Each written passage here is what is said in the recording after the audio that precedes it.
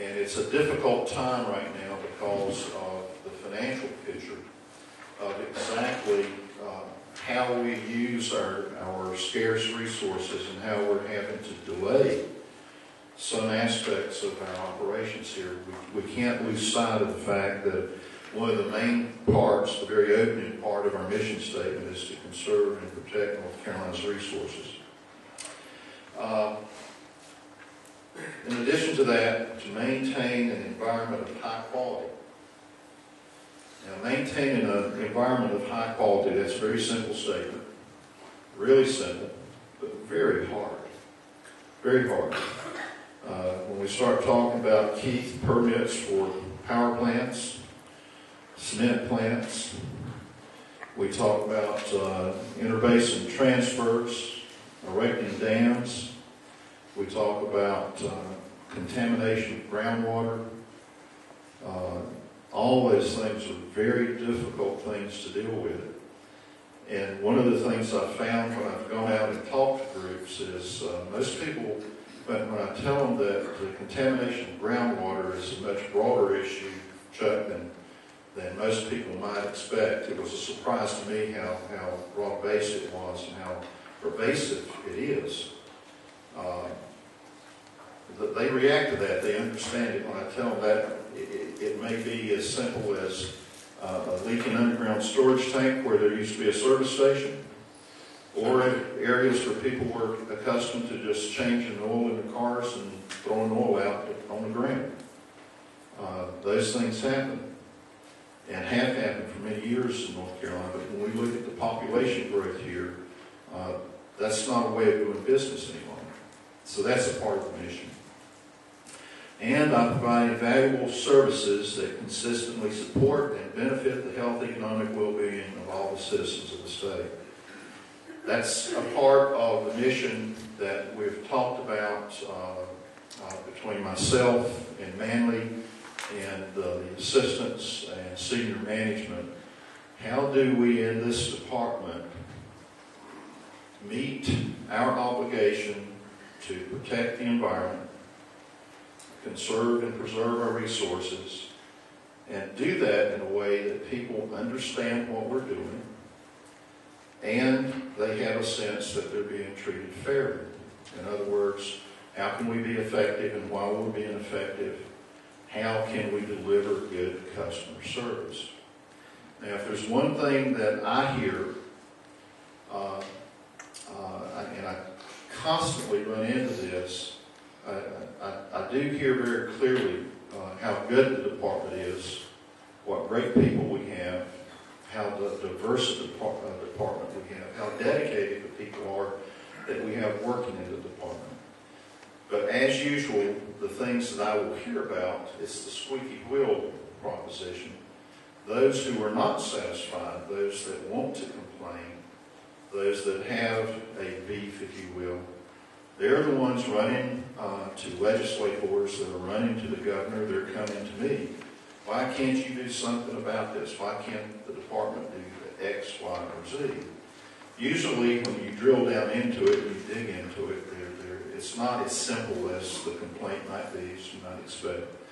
But there are ways to deal with that organizationally that you will see in this plan that I think can help. And this is where the rank and file employee really has to be a part of the mix, so that when they have a complaint, or if they're dealing with a permit, or they're dealing with a customer, whether it's a citizen, a company, or if it's another division of state government, how do you deal with the way you deal with those people, those entities, can reflect on the department greatly and reflect on the state government. And I want to see us move into a new culture where those customer services are really good. People will understand, first of all, what we're doing, because they don't always understand. And when they do understand what we're doing and the rationale behind it, to try and help them. Now, that's not to say give them the answer they want, because that's not the right answer. What I'm thinking, what I know will work, is that even if you have to tell someone no, There's a way to do it in a way that they can walk away feeling like they were treated fairly. There will be that small percentage, those few people that you're never ever going to convince, and they're always going to complain.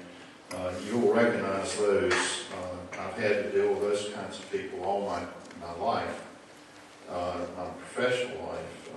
So I kind of set that off in the parking lot over here so that we can deal with the majority. But it can be done. Just to give you an example of how some of those types of complaints can manifest themselves. Just last week I received a letter accompanied by a document that was this thick. And the letter was a letter of complaint. And it was from the septic folks here. It was an engineer, head of an engineering firm, basically claiming that he's been treated unfairly, cost he and his clients millions of dollars because of the regulatory approach that was used. And this letter was accompanied by the document that was supposedly a documentation of all the reasons why what he was saying was true. And we're trying to wade through that right now. But the letter came to me. An original letter went to Terry Pierce. An original letter went to the governor. An original letter went to the governor's staff. An original letter went to leadership in the North Carolina House, including the Speaker. An original letter went to the leadership in the Senate, including Senator Bass Knight. It also went to the Attorney General. It went to WRAL. It went to News and Observer, the Asheville Citizens. It went everywhere. Fortunately, the distribution list came with it, and it just went everywhere. The complaint is about the department and the Attorney General's office. So we have company, which is a good thing. We need a DENR question about this particular case that we can put up here and try and figure out the answers. But we'll work through that. But just to give you an example of how some people react to it, I have to say I've never seen anything like this. I've had lots of complaints over here, but this gentleman took great effort, great care to develop a really lengthy document. As best I could tell, a lot of the information in there really wasn't helpful. He had copies of specifications for pumps and specifications for this, that, and the other. Didn't really lend itself, I don't think, to helping us get at the heart of this issue. But here we have a customer who is not satisfied, and apparently there's something in the mix that we need to do to help try and resolve that issue. Talk about the vision just a little bit. We use words like innovation, teamwork, partnerships. We want a cleaner environment. We have the vision that we can sustain our natural resources, that people can live more healthy lives, have a stronger economy, that our ecosystems can thrive, and that we, as a department, will be a valued part of state government.